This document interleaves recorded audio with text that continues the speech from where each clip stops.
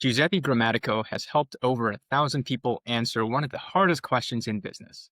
Should I bet on someone else's proven system or build my own? As a franchise consultant, Giuseppe guides corporate professionals, military veterans, and aspiring entrepreneurs through the mental gymnastics of leaving their B2 security to own a business. But here's what makes the conversation valuable even if you never consider buying a franchise. The frameworks that he uses to help people evaluate risk, vet opportunities, and create safety nets apply to every major financial decision, including how you evaluate real estate and other investments, choose business partners, and decide when to take the leap. Giuseppe, welcome to the podcast. Leo, I'm looking forward to it. Thanks for the invite. I'm really excited about today. Definitely. Could you start just by giving the audience some context as far as yourself, your background, how you got here? Absolutely. Yeah. So Giuseppe Grammatico, born and raised in New Jersey, married, two kids. And I grew up in the family business. My family owned an Italian restaurant, loved entrepreneurship, but hated the hours of a restaurant, a lot of nights and weekends and holidays and things like that. So I was the first person in my family to go to college, got my undergrad and graduate degree, worked on Wall Street for many years. Great income, especially for a young guy out of college, but always had a side business. I was, detailing cars, things like that. Always kept going back to that. After several years of the long commute into New York City, realized I wasn't a corporate person. I didn't like the hierarchy, the manager on top of manager. I interviewed, looked at different jobs, finally came to the realization that I was an entrepreneur. It was in my blood. I just didn't know what business. So went online. Subway was the big franchise at the time, about 2 decades ago, and I started looking there. Found a franchise coach, didn't even know what that was or that they existed, and that individual helped me find my first franchise, and shortly after became a franchise coach myself because I'm like, wow, there's so much misinformation out there. There's so much information out there. How do you even process it? So I became a coach, and I help individuals decide if hiring themselves is the right path. And I love it. I get to work from home. I love what I do, and we cover the whole U.S. and Canada. I love it. So you mentioned that you've helped over 1,000 people do this. So you've probably seen every angle of, "Hey, I want to leave my job, but I'm scared," or like, "I'm not sure if I should do this." So what do you think are the most common mental traps that keep people stuck? And how do you help them think through it? Yeah. So by the way, just of the thousand of people, in many cases, entrepreneurship wasn't the right fit or franchising. So we helped them gain clarity because there's really nothing that we sell. We really kind of help you figure out why do you want to own a business. And that's the big part. A lot of people don't know. They're just not, they're stuck where they're at. They don't like their job. They don't feel there's a future. They get a little bit older. Maybe they have children and then they're like, wow, the job was okay, but now I'm missing my son or my daughter's soccer or any events that are going on, dance recitals and things like that. So where they're stuck, there's actually someone just did it was the president of the IFA, the International Franchise Association, and they said that 75% of the people they polled, so this is just a poll, I think it was several thousand people, had stated that they were interested in owning a business or starting a business, keep it just general. And then they said, okay, why, what's holding you back? And they 75% of that pool of people came back and said they didn't know where to start. And I'm like, in this day and this was recent, and this was about a year ago. And I'm like, in this day and age, with the amount of podcasts and information, I was shocked by that, like not knowing where to start. I go, yes, there's a lot of info. So I think they get overwhelmed with information online, and their process is actually reverse, which is actually the mistake I made. They start looking at and spending all weekend looking at the top 500 franchise list. If you go to different websites, they'll have different lists, and I go, that list really is not really helping, in my opinion. It's what I did. I looked at that list as well, but that list doesn't tell you if it's a right fit for you. That list doesn't tell you if it's even available in your backyard, in your home market. So they're just not knowing where to start. They're looking at the brands, getting super excited. And what happens is they talk to two or three, the area isn't available. They don't get approved. They don't have the financial, meet the financial requirements. They get frustrated and then they just throw it aside. So that's where I come in and I help to clarify and say, you have no business looking at the brands right now. Let's figure out if a franchise is a good fit and let's figure out what it looks like, the ideal situation, so that we can go to market to see what's available. So we cut through the overwhelm and we help you manage it by looking at 3 brands that check off all the things you want included and omit the things you don't want in the business. Hmm. Okay. And so you mentioned the franchise website's not where you're supposed to go, but where are you supposed to go to get educated and come up with the questions that you should ask? Yeah, it's I mean, I have a book called Franchise Freedom. We wrote back in 2020. I put a copy over here. So it's right on our website. And it really is the exact blueprint I use to find the franchise. It's sounds kind of cheesy, but you have to look inward. So what do I mean by that? Number one, you need to know why the heck you want to do this. Without that why, I'm self-employed, 20 years full time. I've had, including side businesses, it's been over 25 years. If you don't have that why, the reason for doing so, yes, we all want to make more money. But for me, it was, we never saw dad because he was at the restaurant. So we saw him by working at the restaurant because we were open 7 days a week at some point. So by having that why, it's okay, this is the reason I want to create time freedom because I don't want to miss. Like I launched my business in '07 and we were expecting our first child later that year. So I said, I want to set this up so I don't miss any soccer games because that's, I was hoping my son would play soccer and he did. But from the age of 4 to 18, never missed a game. And that's my success story. Not a lot of people could say that. They have a fancy car, but they're missing every event working 100 hours a week. So my whole thing is, getting super clear the why, because there's going to be ups and downs in entrepreneurship. There's going to be rough times. The economy's up, stock market's down. You have to get through those times. And you have to be clear on what this ideal business looks like. Not, it depends. The independence should be really removed from the vocabulary. It should really be like, in the perfect world, money aside, everything aside, I want a business that runs from home, is under maybe a couple $100,000 and I have no employees. I want to run it on my own, but I'm able to use a subcontractor when needed. It's okay. It's okay to have preferences to see if those businesses exist. But once you get clear, now you're like, okay, this is my ideal business. What is out there? So now this universe of 4,000 franchise companies starts to narrow down. It's like this funnel. You start out really wide and kind of work your way in.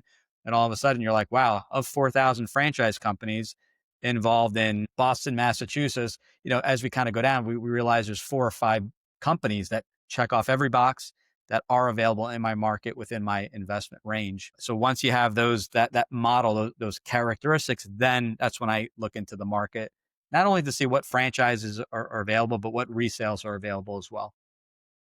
So when it comes to franchises, how much of it is opportunistic versus lifestyle dependent? Meaning, how much of it is, okay, like poke bowls are the hot thing, like I should do something like that, versus like, okay, I want this kind of working arrangement. I want this level of like, I don't know, involvement, things like that. My coaching is all around the match and the opportunity, right? Making sure that, in a Pokeball franchise, the idea of Pokeball has nothing to do with your role in the business. A Pokeball, just as an example, maybe, you have to go out, never make or work in the store, but you need to be out there networking. You need to be out there on podcasts, whatever that the ideal franchise avatar is. So the franchise is not looking for your experience. Experience, honestly, in a Pokeball business, if you worked at a restaurant, could be a positive or negative depending on the brand, because if you're in a very similar space, it's hard to unlearn if you're if you're set and doing something the same way. In other cases, it can be a positive, but ultimately the franchisor does not want you, really operating too much. They want you working on the business, working on the important stuff, figuring out the next location, bringing on the new general manager, that kind of thing, the strategy, the reviewing the KPI. So I think if you want a business you're interested in, but also keeping in mind that what your role is in the business, those are going to be 2 different things. So if you really like numbers like for example, an expense reduction franchise, not accounting, but just expense reduction, you may love numbers, but you may be very introverted. That business may not work because the franchisee's role in that business is to network, is to present, is to talk to people face to face. So yes, there's interest in the service, but maybe it doesn't align with the role of the franchisee. So I think the biggest missing part. And when people look at franchises is that they don't know who the franchise avatar is. It doesn't list it in the top 500 franchise. You only get that by speaking directly with the franchisor. So I think if you get everything lined up, yes, you want interest in the business. Maybe you own a painting franchise and that's not your passion. I don't know of many people that are passionate about painting a home, but that specific franchise has a charity. They give back to the community by painting a home for someone in need. It allows you to network with the chamber and never pick up a paint roller. Now you have a completely different model when you look at it from the aspect of the actual role of the franchisee. Hmm. Got you. Now, when it comes to avatars, right? You mentioned that for franchisees, is there a particular kind of avatar, like a particular kind of person that franchising could be a good option for? Because maybe it's limited in terms of scale, but it gives you a certain amount of financial independence, right? Yeah, so with the franchise, you're getting the system up front once you pay the franchise fee. So what I wrote in my book is you're getting an unfair advantage because you pay the franchise fee in a non-brick and mortar type of franchise like fundraising, business coaching, dog waste removal. Believe it or not, has been doing well. You're up and running in 1 to 3 months. As far as the general avatar of a franchise, it's very simple. Can you follow a system? You're not buying Dunkin' Donuts or McDonald's to change the menu. You're there to run with it, use the brand recognition, and follow the playbook. Number two, do you have access to capital? And what is that capital? And every franchise will have three numbers. They'll have a liquidity and net worth kind of requirements, as well as an investment range. It's called an item 7 in your franchise agreement. You need to meet those requirements. That's kind of part of that franchise avatar. The franchisor wants to make sure that you're financially set. You're not going to invest every dime you have in the franchise and then have nothing left over. You need that buffer. You need that 3 to 6 month living expense. So you need access to capital and make sure you hit the requirements of the franchisor. And by the way, there's a million funding options that could be available to you. And the third one is if you're looking at a specific brand. So I would say you should have at least a 6 month maximum or less time frame to sign a franchise agreement. And the reason I say that is that it's the only thing I mentioned with time frame is simply you don't have to buy a franchise in 6 months, but if you're going to look at a brand, 6 months or less, because if you're going to contact a brand, check on availability, at some point, there's only so much research you can do. They're going to be like, we want you to come out either virtually or in person. We want to formally approve you if they do approve you.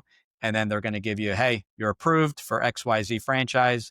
You have until the end of the month to make that decision. We'll lock everything in. So it's similar to buying a home. If you're not ready to make a decision in 6 months or less, I would say keep it more industry specific. You shouldn't have to contact the brands. You can gather a lot of their information online because at some point, if they come back and say, are you ready? And you say, well, I need another 6 months, that's actually frowned upon because you've went through the whole process, show that you were really interested. Now you're delaying it by 6 months. And the franchisor may come back and say, well, that person may not be as decisive as we thought.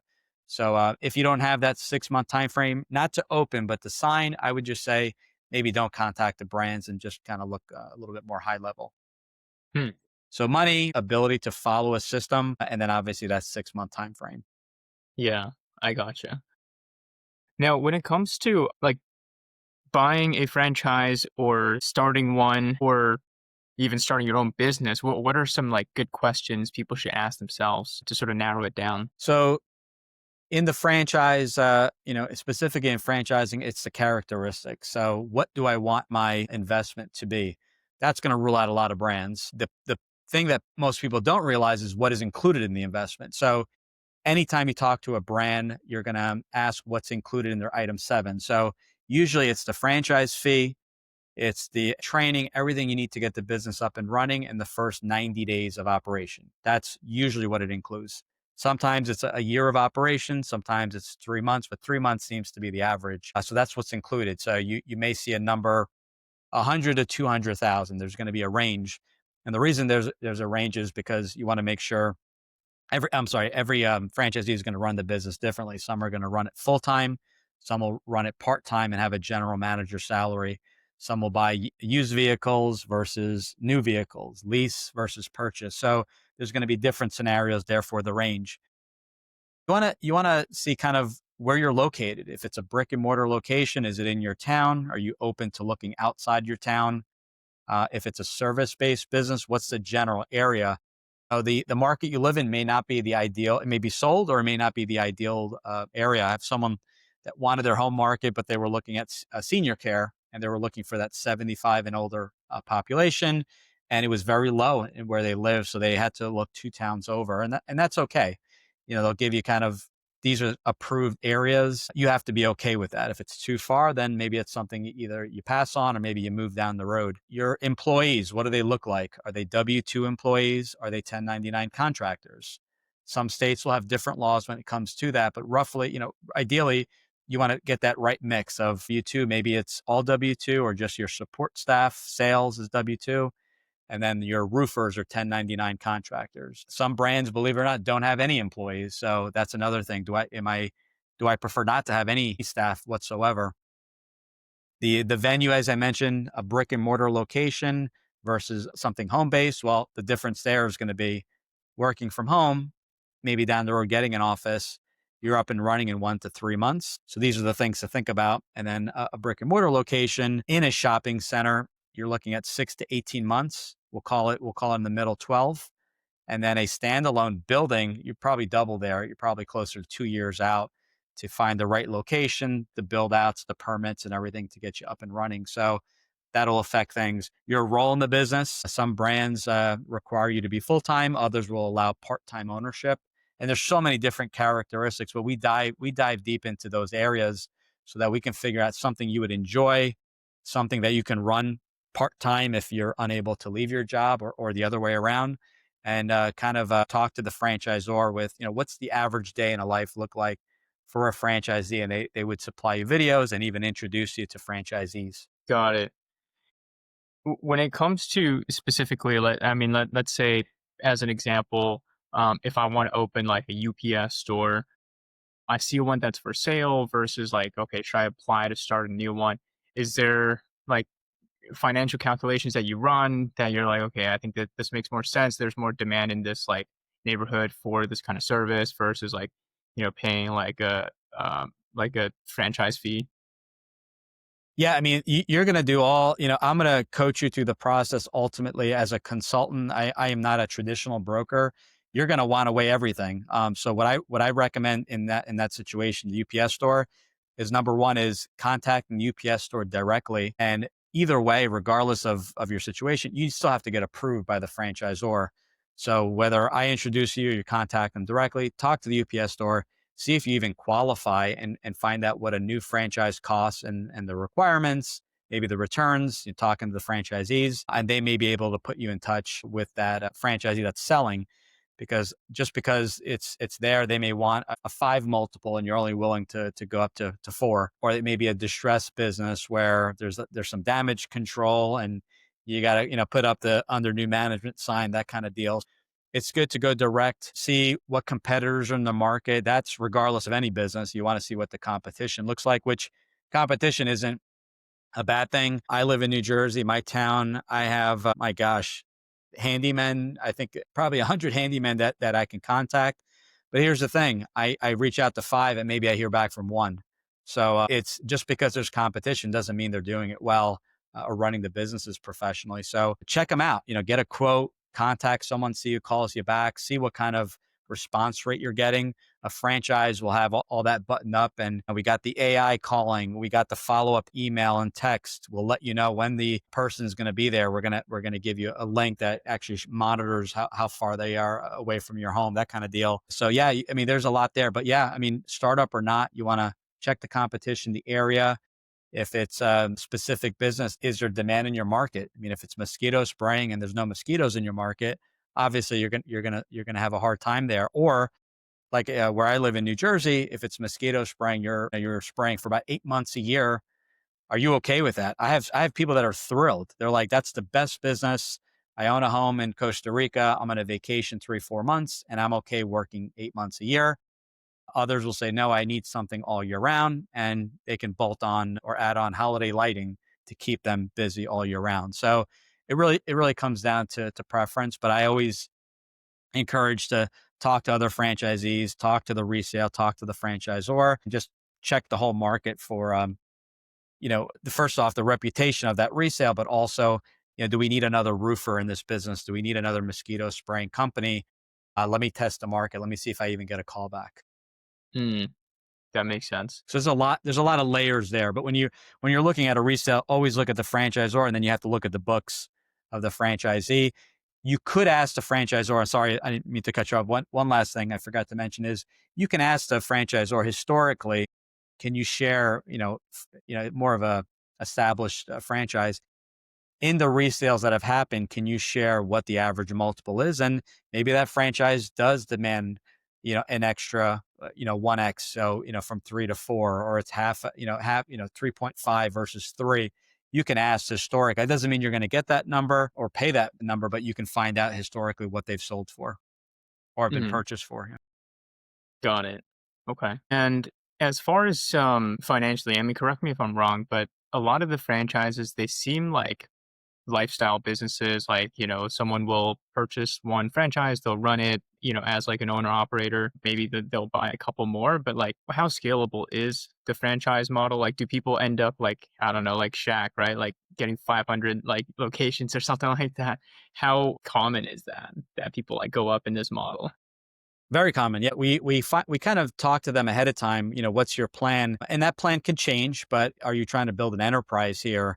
Do you want to own your entire market of Boston? Maybe that's 3 territories or equivalent to 7 locations of that brick and mortar concept. And you have the ability, as long as you qualify and have interest, you have to show the financial backing to purchase an entire market. And the franchisor will give you a development schedule to say, every year or every 6 months, we need you to open up a new location or develop a new territory. We don't want these territories just sitting there and no one developing them. So it's not mandatory. You have the ability, if you start off with the franchise, that next business could be a non-franchise. So there's, as long as the businesses don't compete. But yeah, most people have the intention, like, let's start off with one territory and see how it goes. Specifically, we just helped someone in the senior care business in the Phoenix market. They bought one, they're thinking about eyeing a second essentially, but they wanted to see how the first one goes. And we don't know what the future brings. We don't know what the availability is, but in worst case scenario, if the nearby market sells, there's also complementary franchises like I don't know, like a Task Rabbit for seniors, where you're going in and helping them reorganize and clean and do random tasks around the home, and you have that client base already built in. Some parent companies offer a dozen home service franchises, so you can start off with roofing and then buy a franchise that does cleaning, and then just upsell the client base that you have, and that's also very popular. But and the last example would be, there are some franchises where only one territory has to be purchased. Let's see, what would be an example? Expense reduction for small business, or what would be another one? Business coaching, executive recruitment, where you buy your local market and you're able to work essentially across the U.S. via referrals that you're getting. You may have someone based out of New Jersey and they have offices in all 50 states. You're able to work with all those locations. So you only buy one territory, but the U.S. is essentially your market, your territory to work within. Hmm. Got you. And in terms of like the inputs to outputs to expect, right? Like what kind of involvement can like a person expect to put in versus get out? I mean, let's say, someone's working like a regular W-2 job and, he's feeling entrepreneurial. He wants to like try to get like a franchise. Maybe it's like 10, 20 hours a week of involvement. Maybe that's like an extra, I don't know, 50K of like profits to his bottom line to begin with. Yeah, so if you're looking to keep that job, first off, we have to see if the franchise allows that. Some brands do not allow that; they want you full time. The first 6 to 12 months to get the business up and running. The brands that do allow semi-absentee or part-time ownership, which, by the way, this is not passive. We talked about real estate syndication, things like that, where they could be a lot more passive. The stock market. This is not passive unless you are a Shaquille O'Neal and you have this whole team in place. I don't know how much time he's spending on his franchises, but that would be an anomaly. That's kind of one extreme. But as a semi-absentee owner, you kind of have to figure out, okay, I have a full-time job, but I work from home every day. So I do have the flexibility to make a call or check email, or I'm stuck at my desk 9 to 5, but anytime after 5 p.m. on the road or weekends, I'm able to work the business. So it's getting clear on when you can actually work the business and what's the plan. Is the plan just to do this work both for a year and then transition into the business full time? So that's the stuff I have people kind of think about. So secondly, is we want to make sure that the franchisor offers that support system, that train the trainer, so that when that general manager is in place, there is a training protocol. Protocol. They have a portal they can go into. They'll get direct access to the franchisor for questions and things like that. And the last thing is, and mistakes that I try to prevent people from making is the other half is going to be on you to find that right general manager, but be very clear on their role. So their role may be, they could do anything in the business and you are only available after 5 p.m., nights, weekends, holidays, on the phone only. So you need to put all that in place so that your general manager knows what they can and cannot do. I made the mistake of getting my manager, to get approval for me on a lot of stuff. And he had plenty of experience. It was my first venture full time. Looking back, it was a mistake. I owned the mistake. Now I try to prevent others from making that same mistake. But giving your manager, hey, this is a Google Doc and this is your role. This is my role, where when you need to contact me, maybe scenarios and the time availability during the week. If it's an emergency, you can call my cell, but preferably let's keep it to 501 once I get out of the office. And then kind of figuring out, all right, I'm going to be part-time. I'm managing the manager. What's my intention? Leave work in a year. What's my role going to be in the business? It may just be to continue part-time in the business, provide oversight, bring on new territories, new franchises, maybe even new employees. And you can kind of play around what that role is going to be. But factor in that your investment will generally be higher if you have that general manager. So with that GM, maybe they're getting paid 50K a year, factor in 3 months of salary in there as well. Got it. Got it. So when it comes to owning your own franchise, I mean, tell us about your story. Like, how'd you get into the franchise? The mistakes that you made, there were like things that you would do differently to grow faster or to be more successful. Yeah, absolutely. So for me, the biggest thing that I was looking for is I didn't care about the service as long as there was a demand for it. I didn't have anything in mind. I didn't want brick and mortar because I grew up in the restaurant, and I didn't want a physical location. I wanted to keep the investment really lean and up and running relatively quickly, but it needed to be recession resistant. So we were involved in building services. I worked with restoration companies and things like that. So I worked with a coach. Same process. We kind of went down the list of availability and investment and my role in the business. I was involved full time because my wife was going to be working and keeping her job so that I can ramp it up much faster. It went well. We grew the business. We sold it back in 2020, owned it for over 13 years. We made a lot of mistakes. Franchisor had great training and modules and things like that. And sometimes, with the marketing, I tried to keep the expenses as low as possible. And obviously that affected lead flow. I also felt like I had to be the expert. Again, franchisor was like, you really need to hire staff. And I felt like I had to be the expert in marketing and social media, that I needed to update the website on my own, which is silly looking back, and then hiring those people afterwards. I should have just hired those people outright. We would have grown faster. I would have spent less time in the office and in the field going to the Chamber of Commerce. So that's mistake one. So, hire people better than you, I guess, is the moral of the story. And number two is I bumped into this gentleman, Rocky Lalvani from Profit First. That was a game changer for me. Keep in mind, I'm a former financial advisor, fully licensed, went to grad school, can analyze profit loss balance sheets. But when it came to what's your budget, I'm like, I don't know how I came up with this number of a marketing budget. I kind of just thought this was a good number. And Rocky sat down with me and said, no, for every dollar that comes in, you have to give it something at some meeting, right? It's these different buckets, and 20% should go to marketing, 50% to salary, 20% to taxes. And we kind of went down the list. And I was like, man, I wish I met you when I first started my business because I didn't know how to budget for it. I always found no matter how many millions of dollars we did in revenue, I always found ways of spending it right on different things in the business, reinvesting. It's like, no, you got to pay yourself that salary or else you're going to deplete everything and you're constantly going to be putting money in the business. So getting a little bit more structured via profit first. And I highly recommend anyone listening to check it out. And it's a bucket system. You allocate every dollar coming in so that you're never short on sales tax or paying your quarterly estimates and paying yourself a fair salary. Because I mean, as much as I love running a business, you gotta pay yourself and feed yourself. So those are some mistakes I made, and I think I mean, those seem the employees and the allocation, kind of the budgeting were two big ones that I had to learn the hard way. Hmm. Yeah, having good people is super important because I mean you're not like you're buying a franchise to not be the employee, right? I mean, if you don't hire a good team, like you are the employee. And I think a lot of people make that mistake too. Small business owners, like they just do everything, right? They find it so hard to delegate. They're like trying to save money or something like that. So when it comes to people, like how do you find the right ones? Do you have a system that you use?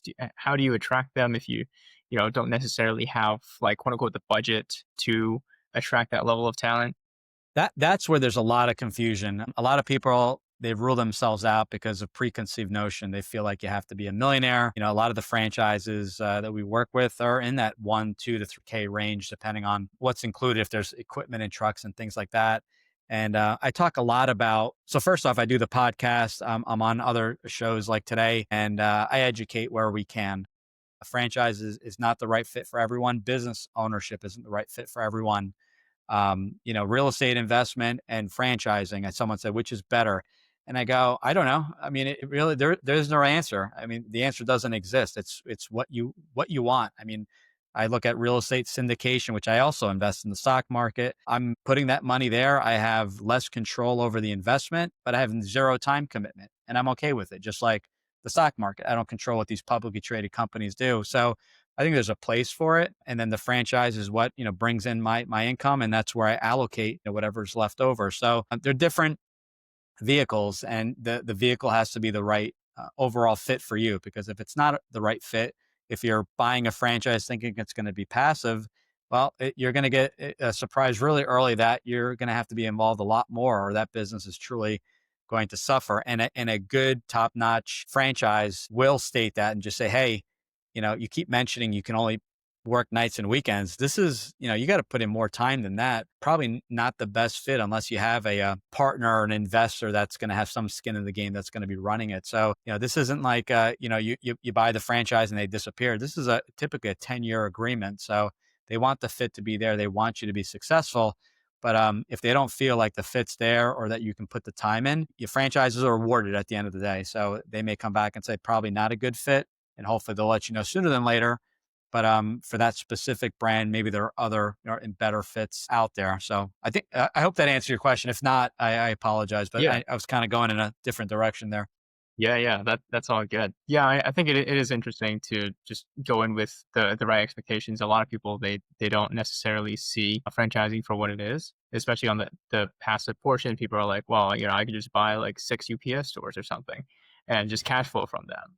But well, you have to put in the work. You have to put in the systems. You have to run their system and make sure that it's done well. But with that being said, too, I mean, I'm sure like you've seen a ton of different operators of these franchises and in different industries. Do you foresee or like do you see any commonalities between good and great operators that you think is like traits or skills that people should build? Yeah, it's a good question. The good operators are okay asking for help.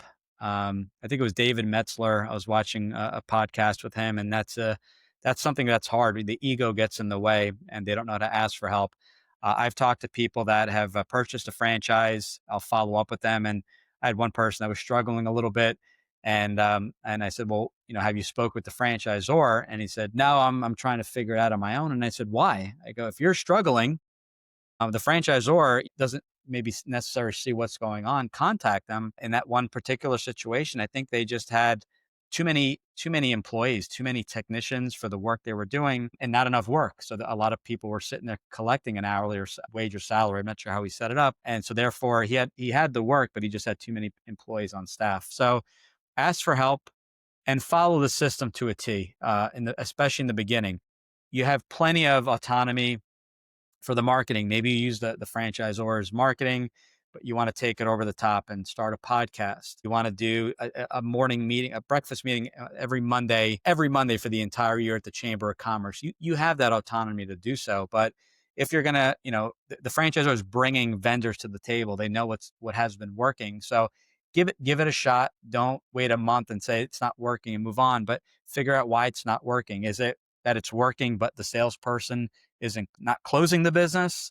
Is it lead quality? Is it the salesperson? Is it combination? So dissect things. Work with the franchisor. They want you to do well. They do well when you do well. So sit down, review the KPIs, really dissect everything to figure out if there are any issues. Secondly, get your be honest with your financials. Like, if you're leaving your job full time, who's paying your rent, your mortgage, your student loans, food on the table, benefits, right? You don't get benefits when you own a franchise. Yes, some brands will have a group policy that you get a small discount, I believe, in the policy itself. But figure that part out. Figure out, and you're going to have the ability to figure this out via pro forma. What's your no payment? What's your no payment? Is there a minimum royalty or not? You start building a pro forma so that the way I would look at it is, okay, I own a painting franchise. My expenses are minimum $10,000 a month. The average job size across the system is $5,000. I just need 2 jobs per month just to break even. Is that doable? Well, that's less than a job a week. For me, running a business full time, yeah, absolutely. I believe I could do a couple jobs every single week. So you start to make the numbers real. Like, what is this? What does this $10,000 amount mean? Well, it means 2 jobs. That's really what it comes down to. It could be 1, it could be 5, but that's what the average looks like. And you factor in the no payments, which is where I think people get also held up, is they don't know what their funding options are. I don't have 100 to 300,000 to buy a franchise. Well, there are ways of funding it. There are retirement rollovers if you're qualified. If usually from a previous employer, you can use retirement. You can go with an SBA loan, putting down roughly 20 to 30%, depending on what that franchise fee is. You can do a personal loan, a home equity line of credit with real estate prices the way they've been. A lot of people are going that route. So you have different options. And I introduced that individual to you right after our first call, because just like buying a home, I want you to be comfortable with the investment range, but also realistically, what am I coming out of pocket with, and what is my monthly amount? If it's a retirement rollover, you're just shifting money from the stock market out of that plan into your plan. So you're essentially buying shares into your business, not having to necessarily pay that back.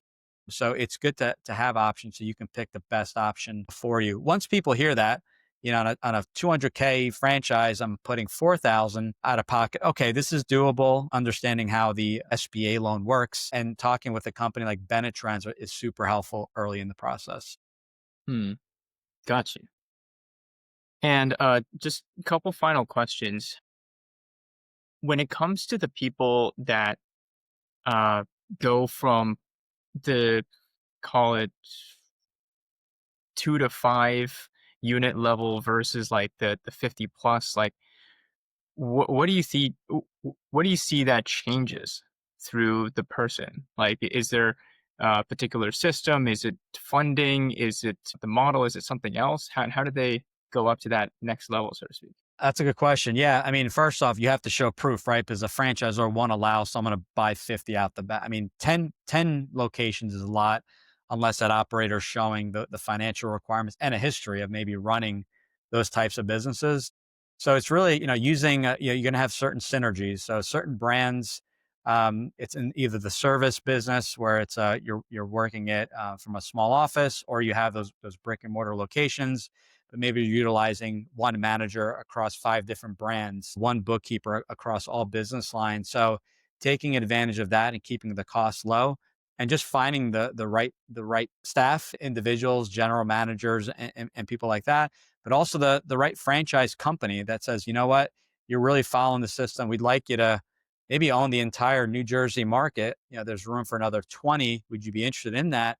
And we'd put together kind of a custom deal together where we'll put together the development schedules and what those costs will be, because you typically get a discount in the franchise fee, in just the fee, not the build out, but the fee to open up an additional locations. But how is this structure? So assuming we go from 10 to 50 overnight, what is the structure? Who's heading up all the locations? Who's visiting the locations? What does that look like?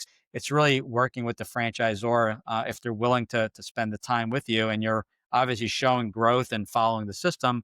They'd be more than glad to bring you in and open up more locations. They'll make less in that you're paying a discounted franchise fee. But with that being said, they know you're a proven operator. So for them, it's a no brainer. Hey, you've been doing really well with 10. What's the difference if you go up to 20 or 50? So, but they're going to want that infrastructure in place, and they'll work with you, letting you know what they can do, what they'd approve you for. And just say they come back and say 10 is the max. Then it's like, okay, what do I want to do? How do I pivot? Do I want to add a complementary brand, or do I want to just go completely in a different direction while keeping my infrastructure and team in place to keep those costs in line and as low as possible? Got you. Got you. Okay. And just a couple final questions to wrap up. But beforehand, how can people get in touch with you? Who are the types of people that you want to meet? Yep. So GG, the franchise guide, my website is the best place. Everything is there. I work with corporate execs looking to transition out of their job, or people that were recently laid off. I work with a lot of people coming out of the military and career transition, and serial entrepreneurs that are just looking to add to their portfolio. You can book a call. It's a 20-minute call, top right-hand side of the website. My services are free. The phone calls are free. We're compensated like a real estate agent or an executive recruiter. So there's no fee. If you're not ready for a chat, I have my book, Franchise Freedom, which is my exact blueprint in helping you find a franchise. Free download. I think it's like $4 or $5 on Amazon if you'd like a hard copy. And then there's a podcast also called Franchise Freedom on the site. We've talked to just about any professional in just about any industry. So you can just type in the topic and it'll pull all the relevant shows. But what I can do is really speed up the process and figuring out if you should be looking at franchising or not, what the ideal business looks like. And we do that within the first 2 calls, so that by call 3, we're looking for brands that are available in your market. We'll make an intro, and they typically reach out almost typically within 24 business hours. Nice. Thank you, Giuseppe. So, final question is, what is one question that you want to ask the next guest that comes on to the podcast? One question I would like to ask the next guest. Well, I guess maybe I'll throw in the question I get because I've done a lot of research and conversation. Is how does your industry market, or just any general advice around how AI will change things, whether it be your market, whether it be your company or your industry, but what is AI's role in that? And how does that change the outlook of things, whether it be business or the industry itself? Okay. Very well said. Well, thank you for joining us, Giuseppe. Yeah, Leo, it was fun. I really appreciate the invite. And yeah, looking forward to continuing the conversation.